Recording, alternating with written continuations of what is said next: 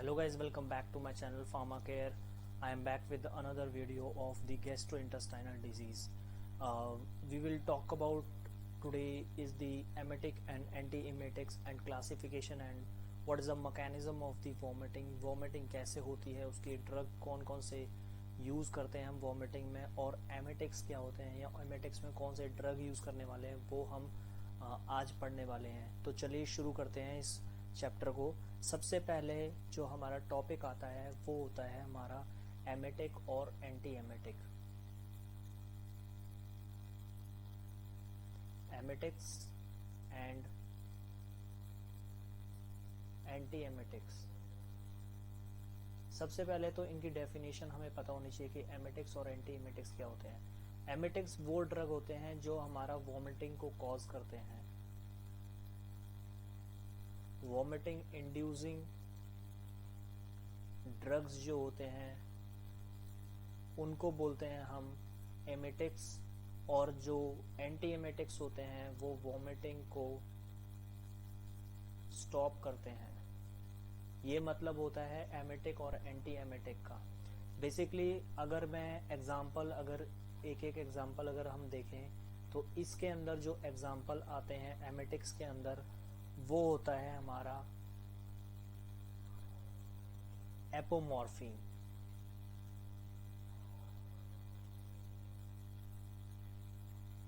दूसरा अगर एग्जांपल देखना चाहें तो वो नेचुरल होता है जिसका नाम होता है इपिकैक।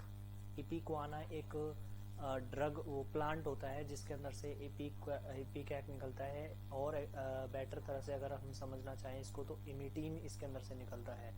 इमिटीन एक ड्रग होता है जो कि इपिक्वाना के अंदर से निकलता है, जिसका अगर ब्रॉडर टर्म देखना चाहो तो इपिकैक लिख सकते हैं, या फिर ड्रग जो हम निकालते हैं वो होता है इमिटीन, जो कि हमारा ड्रग वॉमिटिंग इंड्यूसिंग ड्रग होता है। अगर हम वॉमिटिंग स्टॉपिंग का कोई एग्जांपल देखना चाहें तो उसमें आता है मेटक्लोप्रामाइड। अब हम पढ़ लेते हैं मैकेनिज्म ऑफ वॉमिटिंग। पहले मैकेनिज्म ऑफ वॉमिटिंग को पढ़ने से पहले सबसे पहले हम पढ़ लेते हैं दो वर्ड के बीच में डिफरेंस। एक होता है नोजिया और एक होता है वॉमिटिंग। इनका मतलब क्या होता है, वॉमिटिंग का मतलब क्या होता है और नोजिया का मतलब क्या होता है। नोजिया का मतलब ये डिनोट करता है, नोजिया की हमें फीलिंग ऑफ वॉमिटिंग आएगी, मतलब वॉमिटिंग आती नहीं है बट ऐसा लगता है कि वॉमिटिंग आ रही है। बट वॉमिटिंग क्या होता है, एक रिफ्लेक्स आता है जिसमें कि जो कंटेंट आपका स्टमक के अंदर होता है, स्टमक का जो कंटेंट होता है वो माउथ के थ्रू एक्सपेल आउट हो जाता है। माउथ के थ्रू एक्सपेल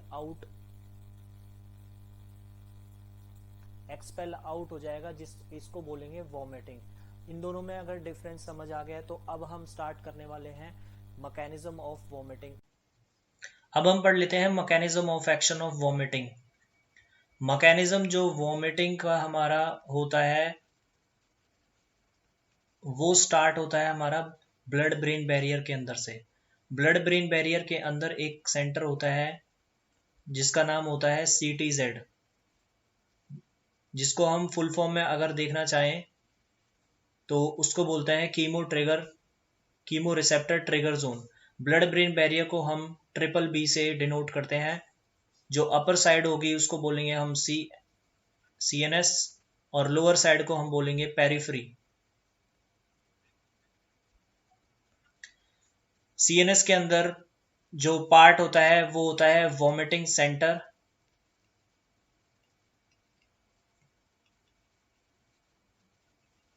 एक होता है सेरिबेलम, और CNS के अंदर एक पार्ट होता है कॉर्टेक्स।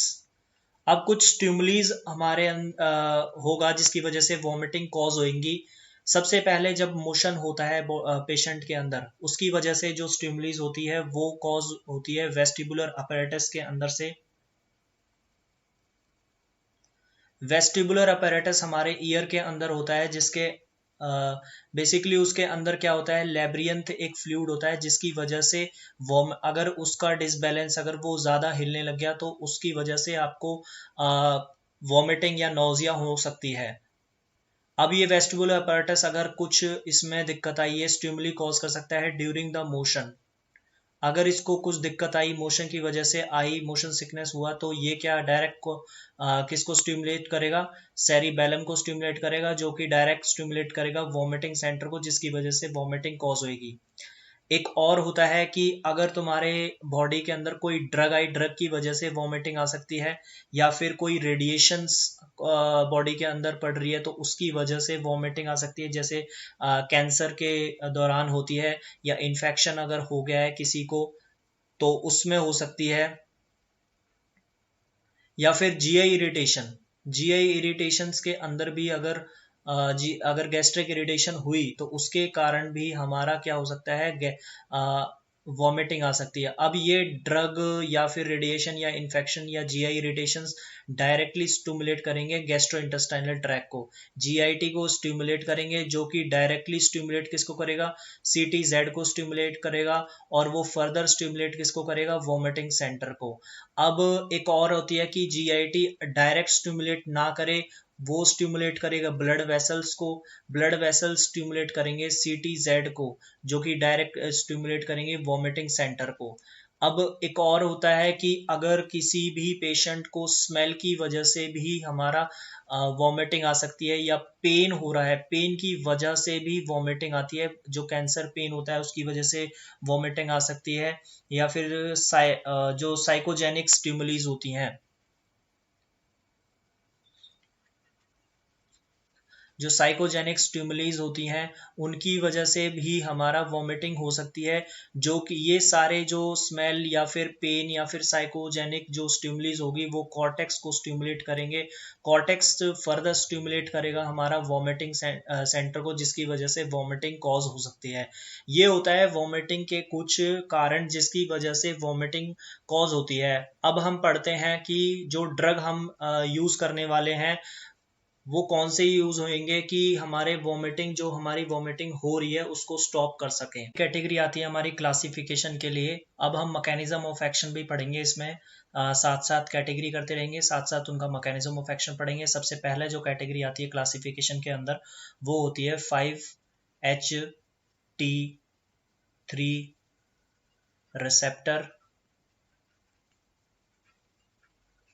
एंटागोनिस्ट। इसमें जो ड्रग आते हैं 5-HT रिसेप्टर एंटागोनिस्ट के अंदर, सबसे पहला जो ड्रग आता है उसका नाम होता है ओडेंटोस्टेरॉन।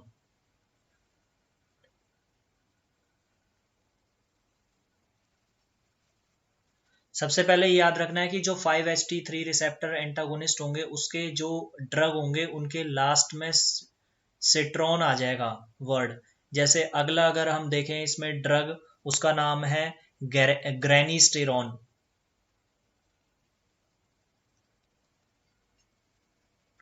अगला अगर हम ड्रग देखें तो उसमें होता है डोलास्टेरॉन। सब में स्टेरॉन वर्ड आ रहे हैं। अब इसकी मैकेनिज्म ऑफ एक्शन अगर हम देखें, जो 5-HT3 रिसेप्टर्स होते हैं, जैसे कि कोई पेशेंट है, कैंसर का पेशेंट है, तो वो कैंसर की थेरेपी लेगा, कैंसर की थेरेपी लेगा तो सबसे पहले जो एंटी कैंसर ड्रग होंगे, जो एंटी कैंसर ड्रग होंगे उसकी थेरेपी ली जाएगी।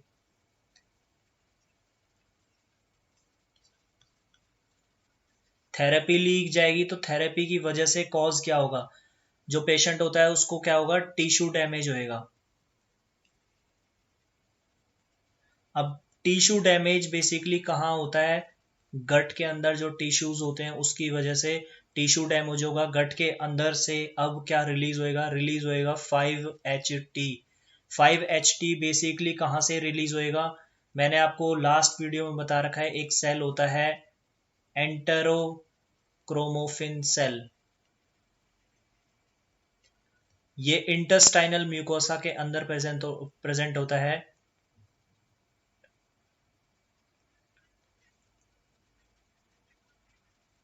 इंटेस्टाइनल म्यूकोसा के अंदर से क्या होगा, क्रोमोफिन सेल्स होंगे, क्रोमोफिन सेल से क्या रिलीज होएगा, 5-HT जो होगा, जिसको हम सेरोटोनिन भी बोलते हैं, 5-HT को सेरोटोनिन बोलेंगे, जिसकी वजह से जो ये 5-HT होगा ये क्या करेगा कि जो वेगल एफरेंट गट्स होंगी उसमें से ये 5-HT3 रिसेप्टर्स को स्टिमुलेट करेगा, स्टिमुलेट्स 5-HT3 रिसेप्टर्स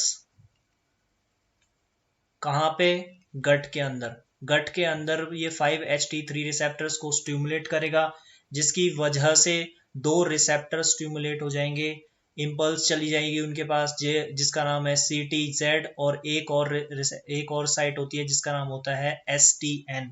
STN की अगर फुल फॉर्म देखें तो ये होता है आपका solitary track nucleus. Solitary track nucleus ये होता है इसका नाम, अगर मैं लिखूं जो होता है सॉलिटरी ट्रैक न्यूक्लियस।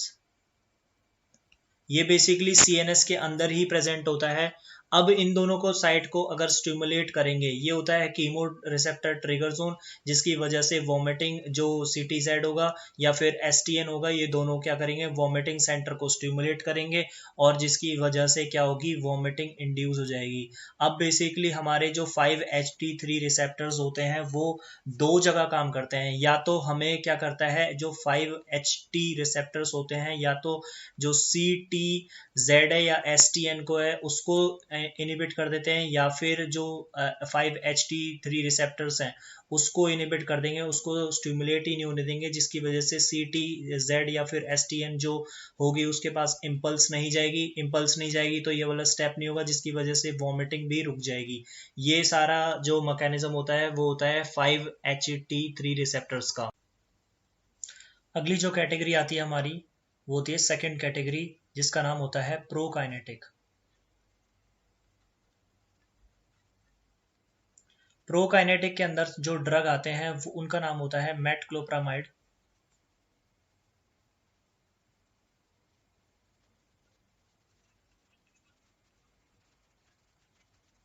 और दूसरा होता है इसमें जो आता है वो होता है डोमपेरिडोन।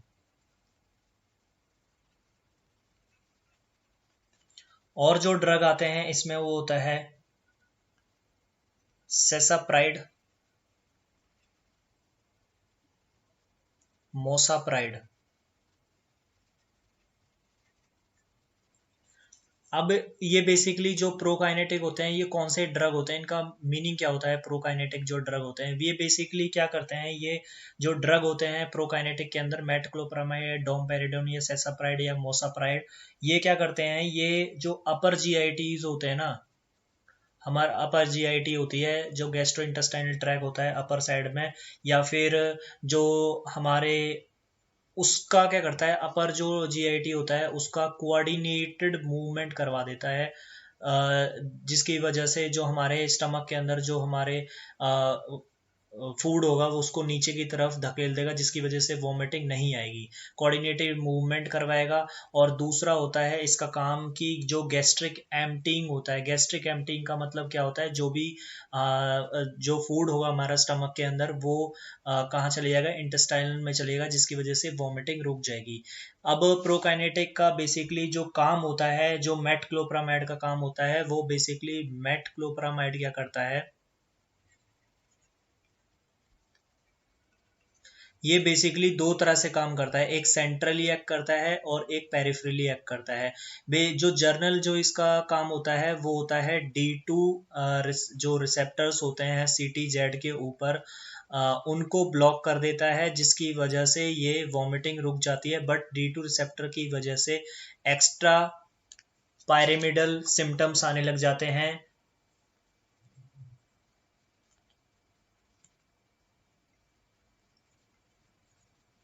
अब ये एक्स्ट्रा पैरामिडल सिम्टम्स का मतलब क्या होता है, बेसिकली एक्स्ट्रा पैरामिडल सिम्टम्स का मतलब ये होता है कि जो पेशेंट होता है हमारा, उसके अंदर क्या होता है, हमारा डायस्टोनिया होने लग जाता है। सबसे पहले क्या बोलते हैं, डायस्टोनिया। डायस्टोनिया का मतलब होता है कि जो मसल्स होती है ना हमारी, वो इनवॉलेंट्री कॉन्ट्रैक्शन, मतलब अपने आप ही हिलने लग जाती हैं। दूसरा इसमें आता है पार्किंसन हो लग जाएगा पेशेंट को, पार्किंसन हो जाएगा, जिसकी वजह से वॉमिटिंग भी आ सकती है। एक और वर्ड अगर मैं लिखना चाहूं इसमें, वो बोलते हैं एक्टेशिया। एक्टेशिया का मतलब होता है रेस्टलेसनेस, उसको थकावट महसूस होगी। अब बेसिकली जो अगर मेटक्लोप्रामाइड का हाई कॉन्सेंट्रेशन में अगर तुमने दे दिया, जो मेटक्लोप्रामाइड का ड्रग अगर हाई कॉन्सेंट्रेशन में दे दिया, तो वो डायरेक्टली एक्ट करता है किसके ऊपर? वो डायरेक्टली एक्ट करता है 5-HT3 रिसेप्टर्स जो CTZ के ऊपर हमारा प्रेजेंट होता है। CTZ क्या होता है? Chemo receptor trigger zone. वो 5-HT3 रिसेप्टर्स जो होते हैं हमारे, उसको ब्लॉक कर देगा और जिसकी वजह से ये प्रोकाइनेटिक इफेक्ट दिखाएगा। अब दूसरा और होता है, एक और होता है जो मेटक्लोप्रामाइड होता है, वो GIT पे भी काम करता है। GIT पे क्या होता है? 5-HT4 रिसेप्टर्स होता है, उनको ब्लॉक कर देता है। बेसिकली जो GIT होता है ना, उसके ऊपर ये काम करता है। सबसे पहला जो काम करता है, ये जो ईसोफेगल जो टोन होती है, ईसोफेगस की जो टोन होती है उसको बढ़ा देता है, उसको इंक्रीज कर देता है। दूसरा इसका काम होता है कि जो हमारा पाइलोरिक स्फिंक्टर होता है, पाइलोरिक जो स्फिंक्टर होता है उसका रिलैक्सेशन करवा देगा, उसको रिलैक्स करवा देगा। तीसरा ये काम करेगा जो हमारा पेरिस्टैटिक मूवमेंट होगी उसको भी इंक्रीज करवा देगा, जिसकी वजह से जो स्टमक होगा हमारा, जो स्टमक होगा उसके अंदर जो भी सामान होगा वो क्या करेगा? इंटेस्टाइन के अंदर चले जाएगा, जिसकी वजह से वॉमिटिंग के चांसेस कम। अगर हम अब देखें डोमपेरिडोन का, अगर हम काम देखें, वो सेम होता है मेटक्लोप्रामाइड का ही जैसे होता है। अगर उसको हम बेसिकली जो डोमपेरिडोन होता है हमारा, जो डोमपेरिडोन होता है वो पुअरली क्रॉस करता है हमारा ब्लड ब्रेन बैरियर को। ब्लड ब्रेन बैरियर को आसानी से क्रॉस नहीं कर पाता, इसीलिए ये क्या करता है, जो CTZ पे हमारा 5-HT3 रिसेप्टर होगा उसको ब्लॉक कर देगा। एक इसका ये काम होता है, और एक दूसरा काम होता है ये D2 रिसेप्टर्स को ब्लॉक कर देता है, जो हमारा CTZ के ऊपर लगा होता है, जो रिसेप्टर्स होता है उसको ब्लॉक कर देता है। ये इसका काम होता है डोमपेरिडोन का। बिल्कुल सेम होता है मेटक्लोप्रामाइड का, बट एक ही डिफरेंस होता है कि वो क्रॉस नहीं करता ब्लड ब्रेन बैरियर को, और इसमें क्या होता है, जो एक्स्ट्रा पायरामिडल जो सिम्टम्स होते हैं वो डोमपेरिडोन के अंदर नहीं आते। ना डायस्टेनिया होता, ना पार्किंसन होता, ना एक्थेशिया होता डोमपेरिडोन में। ये बेनिफिट होता है हमारा डोमपेरिडोन के अंदर। तीसरी कैटेगरी जो हमारी आती है वो होती है एंटीहिस्टामिन। एंटीहिस्टामिन को स्टडी करने से पहले हमें करना पड़ेगा जो हमारे CTZ पढ़ा था, जो कीमो ट्रिगर जोन होता है CTZ, जो कि ब्लड ब्रेन बैरियर के ऊपर लगा रहता है। ब्लड ब्रेन बैरियर ये हमारा है, CTZ है। अब CTZ के ऊपर कुछ रिसेप्टर्स होते हैं, उसको हम पढ़ते हैं। बेसिकली जो रिसेप्टर्स हमारे जो CTZ के ऊपर होते हैं वो होते हैं हमारे M1, 5-HT3, एक होता है D2, और एक होता है हमारा H1। जो हमारा एंटीहिस्टामिनिक ड्रग्स होते हैं वो हमारे H1 रिसेप्टर्स जो CTZ के ऊपर लगे रहते हैं उनको ब्लॉक कर देते हैं। इनको ब्लॉक कर देते हैं कौन? हमारे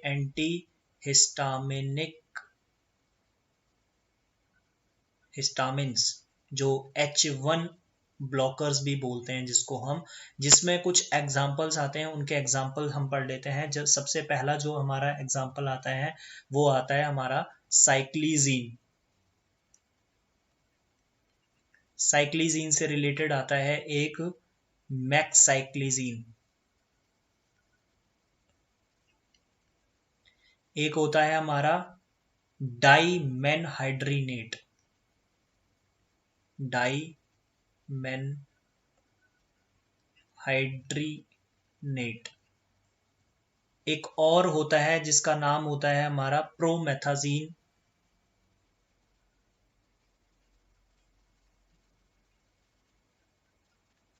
ये होते हैं हमारे एंटी हिस्टामिन्स जो होते हैं, जो H1 रिसेप्टर्स को जो CTZ पे होता है उसको ब्लॉक कर देते हैं और वॉमिटिंग को स्टॉप कर देते हैं। वॉमिटिंग सेंटर को हमारा क्या करने, स्टिमुलेट नहीं होने देते हैं। दूसरी एक और कैटेगरी आती है एंटी कोलर्जेनिक ड्रग। बेसिकली क्या होता है कि जो हमारा वेस्टिबुलर अपैरेटस होता है, इधर मोशन के दौरान अगर वो डिस्टर्ब हो जाए तो वो स्टिमुलेट किसको करता है? Vestibular apparatus. वो स्टिमुलेट करता है हमारा इधर सेरिबेलम, जो फर्दर स्टिमुलेट करता है वॉमिटिंग सेंटर को।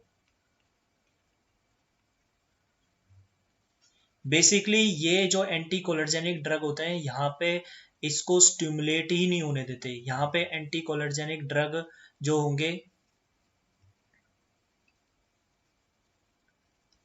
वो इसको इनिबिट कर देंगे, इस वाले जो स्टिमुलेशन है उसको इनिबिट कर देंगे। बेसिकली जो ड्रग आते हैं इसके अंदर, एंटीकोलर्जेनिक ड्रग के अंदर, वो सबसे पहला जो ड्रग आता है वो होता है स्कोपोलामीन।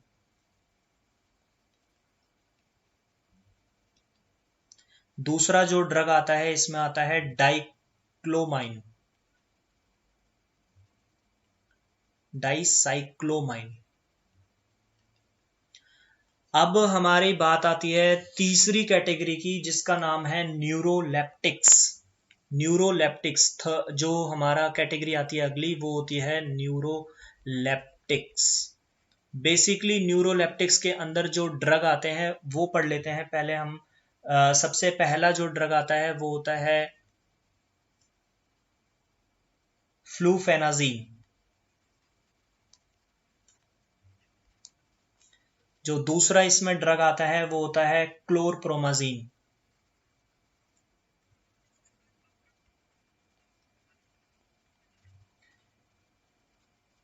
तीसरा जो ड्रग आता है वो होता है हेलोपेरिडोल।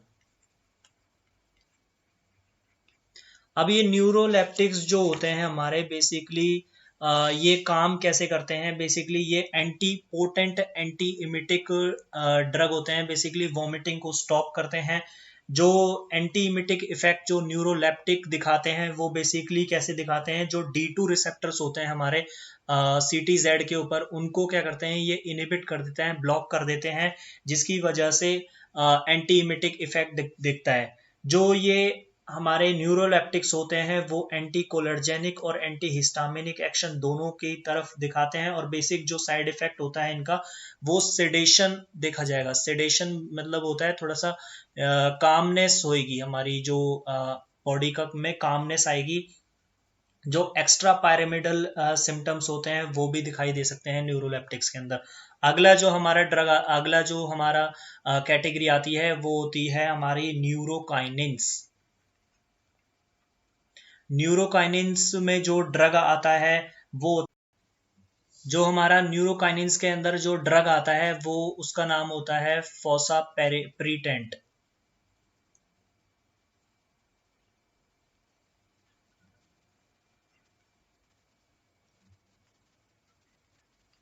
फोसाप्रीटेंट। और एक और ड्रग अगर लिखना चाहो तो होता है एप्रीटेंट।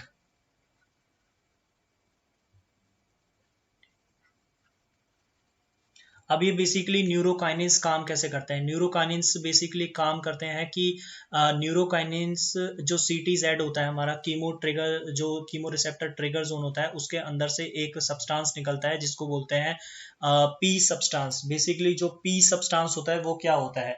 बेसिकली जो P सब्सटेंस होता है वो होता है कि ये जो P सब्सटेंस होता है वो एक पेप्टाइड की चेन से बनाता, पेप्टाइड होता है ये 11 अमाइनो एसिड से बना होता है। जो हमारा पी सब्सटेंस होता है, जो कि जो CTZ के अंदर से रिलीज होता है, ये बेसिकली जो हमारा जो पी सब्सटेंस होता है ये टैकीकाइनिन न्यूरोपेप्टाइड फैमिली का होता है। टैकीकाइनिन न्यूरोपेप्टाइड फैमिली का होता है और ये एक न्यूरो ट्रांसमीटर की तरह काम करेगा। अब ये जो न्यूरोकाइनिन्स होते हैं ये इनिबिट कर देते हैं इस पी सब्सटेंस को, जिसकी वजह से जो CTZ का जो काम होगा वॉमिटिंग सेंटर को स्टिमुलेशन करना, उसको बंद कर देगा, जिसकी वजह से न्यूरोकाइनिन अपना काम दिखा सकता है। और ये बेसिकली जो न्यूरोकाइनिन्स होते हैं ये जो रेडिएशन वाले जो वॉमिटिंग होती है, रेडिएशन के थ्रू जो वॉमिटिंग होती है, जैसे कैंसर वाले केस में अगर रेडिएशंस देते हैं उसमें काम आता है हमारा न्यूरोकाइनिन्स।